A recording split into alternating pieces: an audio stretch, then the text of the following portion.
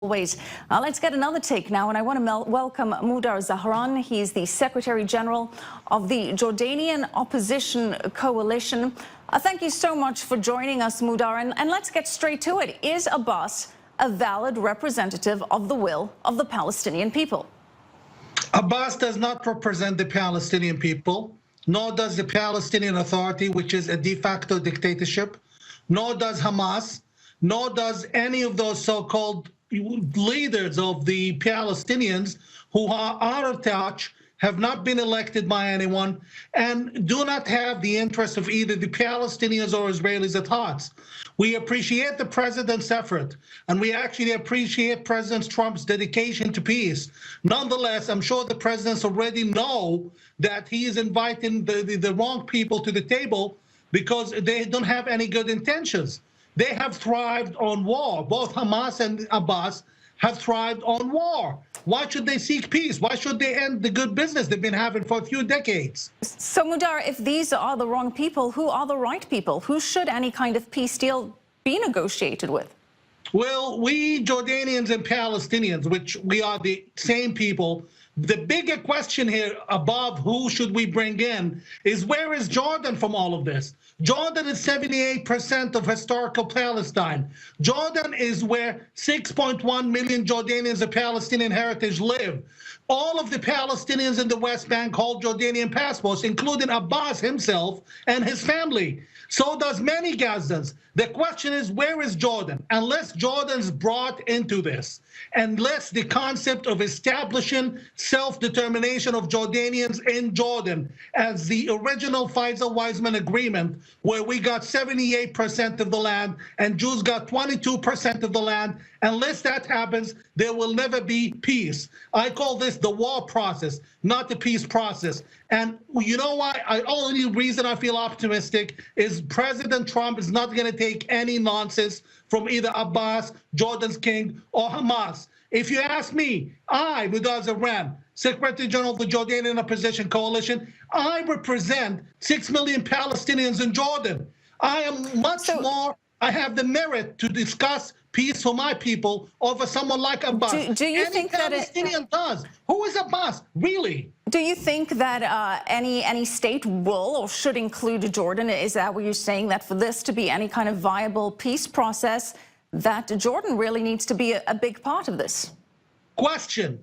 There are reports which you can find online of reliable sources confirming that several intelligence communities in the West and Israel believe that the Jordanian kingdom or the Jordanian royal family is going to fall sooner or later. It could be a year, it could be 20 years, but so by then we will have the majority elected in Jordanian and Palestinian heritage. How many states are we Jordanians and Palestinians are going to have? Are we going to have one in Jordan, one in the West Bank, one in Gaza? How about one in Queens? Many would agree with that point, Mudar. In the meantime, though, the reality is that Abbas does seem to be representing the Palestinian people. Whether he represents their will is another question. And he seems to be pushing for more authority over the Gaza Strip. He wants to try and consolidate power there.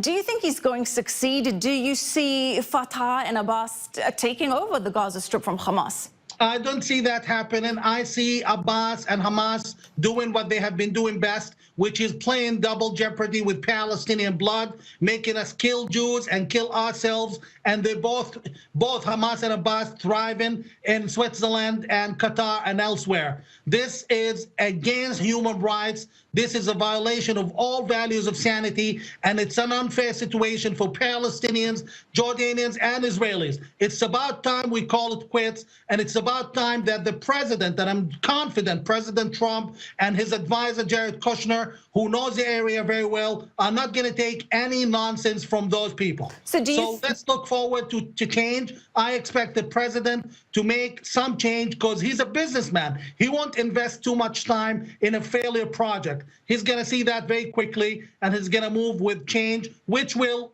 most likely involve Jordan. Well, in the meantime, Hamas has a new charter out. It's trying to get more international recognition, if you will. Do you think that this is being achieved? Do you see anything significantly different, given that the goals and the eventual liberation are still there, they still are saying that they want to take over what is Israel. There is no difference for Hamas. I need to remind everyone of a piece of information most people don't realize. Hamas is called the Palestine chapter of Jordan's Muslim Brotherhood. Hamas is controlled by Jordan's Muslim Brotherhood, which is, in a different subject, controlled by Jordan's intelligence desk. So you are dealing with someone who doesn't have an entity that doesn't own its own destiny, and this charter was just a way, a method to contribute into against the push by the President of the United States to ban the entire Muslim Brotherhood and Hamas. It's just a smoke screen. Nothing has changed, and Hamas has no interest at heart in seeing either the Palestinians or the Jordanians and Israelis making any peace. So, Mudar, what is the proposed solution then? How do we negotiate a peace settlement that is representative of the will of the Palestinian people in this scenario? Do you think, you say Trump is a businessman, you think he wants to not waste his time, do you think that the U.S. should push for democratic elections in Gaza and the West Bank and get a leader from that? We are very realistic. We're not calling for democracy to be dropped on us. This is like giving a Rolls Royce to a 14-year-old. We're asking for gradual democratic introduction and actually recognizing all of those who support terror for what they really are. Jordan's king, who claims to be moderate, supports terror. It's not humanity. He sells weapons to ISIS. Don't call this crazy. Go use the internet. In the age of Google, you learn a lot. Anyone watching me here, just Google that. Hamas is a terrorist organization. The Palestinian Authority is a corrupt organization which is deeply hated by the Palestinians. We have to rule those people out, send them to where they belong, maybe Abu Mazen to his $30 million palace in Morocco, and Hamas to their mansions in Qatar, and Jordan's king to his real estate in France, and then we can start a new chapter. But how do you propose doing this? How do you propose doing this? Those people exist. They rule only because of U.S. tolerance and support, which was extremely lavish during Obama's time. Obama was very supportive of those terror groups.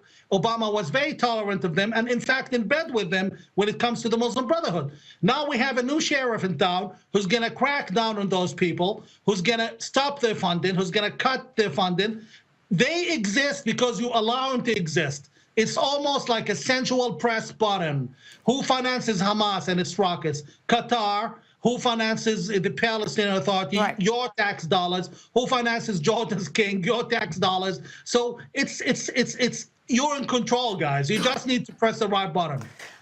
Some very interesting thoughts and opinions. Mudar Zahran, thank you so much for joining us. Well, meanwhile,